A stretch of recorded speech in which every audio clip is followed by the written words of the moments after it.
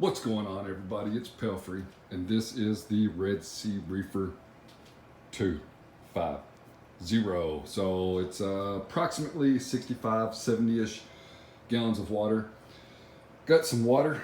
I'm gonna do a water change. This is the Live Aquarius Salt. I'm actually gonna do a little experiment because that's a lower salinity than the tank, but I'm gonna add more to the tank and see if I can prolong the auto top off before I go on vacation soon. I am cleaning the glass. That's the Tunze Strong Care Magnet. Kind of what spawned this video was how much of a pain in the butt it is to clean a rimless tank. So I was just minding my business, scraping the glass, and I've had this tank for 3 years now. And all of a sudden water pops off the side over here. And if you don't have a rimless tank, that's something to think about. If you do have a rimless tank, then obviously you can relate to the issue that I have here. But you have to be super, super careful when you're cleaning the tank. So if you have a black trim tank or a Eurobrace tank, obviously you don't have to worry so much about splashing water over it. But if you have a rimless tank, you're gonna splash water over the top of the tank. So just overall, everything's going good. This will be a short video. I know I've said that plenty of times, but I actually did test some water today. Now, granted, my Red Sea nitrate test kit expired on 4/19, so I was not aware that it expired in April of this year. So I'm gonna have to get another one of those, but I did test it anyway. It came back at 0, which it probably really is.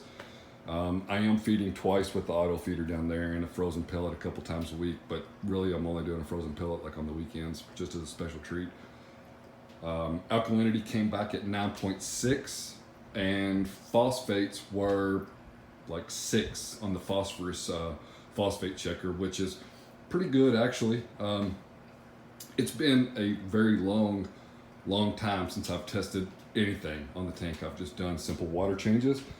I think I failed to do a water change the weekend before this one.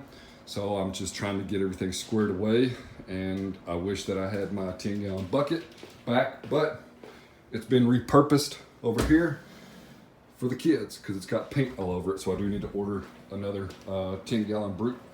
But I'm trying to do, like I said, an experiment. This is a lower salinity water, and I'm gonna add more to the tank and see if this will last me a little bit longer. So this way, when I go on vacation, I can just fill this up at 6 gallons, and then I can just add more water to the system, and we'll see how long this lasts. I'm going to be gone for 8 nights, so I need, a pretty good amount of water. I mean, I go through 5 gallons in about 7 days, so if I add more water to the system, it should work out perfectly for me. But I'm going to, like I said, get the glass cleaned. I try to make it a weekly maintenance objective to clean the glass inside, and then I'll take some glass cleaner and just wipe the glass on the outside out because the kids stand on the toy box and get up here and look at one another and look at the fish and the crabs and whatever. But I've noticed in here, you can see that the mushrooms, the mushrooms have always done well in this tank, and I think I knew that they were going to be a problem, but I guess it's better than aptasia or whatever else could be going wrong with the tank. But so far, so good. I have been running 2 filter pads in here, so I have one straight out of the fuse section, and then I have one before it goes into the return section, just to super clean the water. And I've been asked this a couple times. No, that is not carbon in this bag. This is Cyperax, and Cyperax is just a biological media, so it's like pond matrix, or if you had live rock in the tank or whatever, it's all this is. And Cyperax is just supposed to be more porous. So yeah,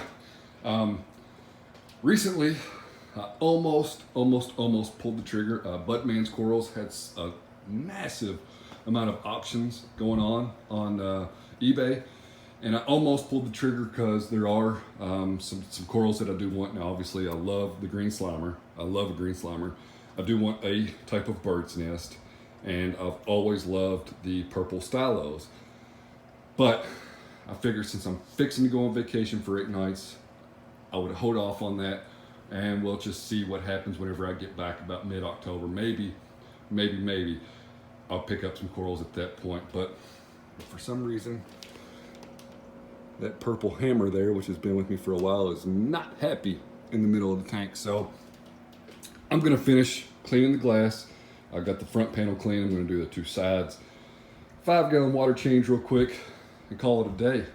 So I have some pinky media filter down here already ready to swap out.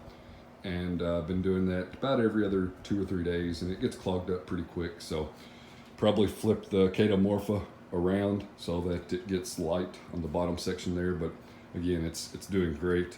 The modifications that I made to the Kamoer dosing pump have been doing great. Really no complaints whatsoever. So again, alkalinity came back at 9.6, which is sufficient for me. Phosphates were 6, and according to a relatively, what's the word I'm looking for? Well, a completely expired Red Sea nitrate test kit, nitrates were 0, but it's been expired since April, so that could be a false reading there. So anyway, I'm gonna cut this short. I said short, but we're 6.5 minutes into it. So I appreciate you following along. Check me out on Instagram at Pelfrey's Reef. Check out the website at pelfrey.net, and I'll catch you all on the next one.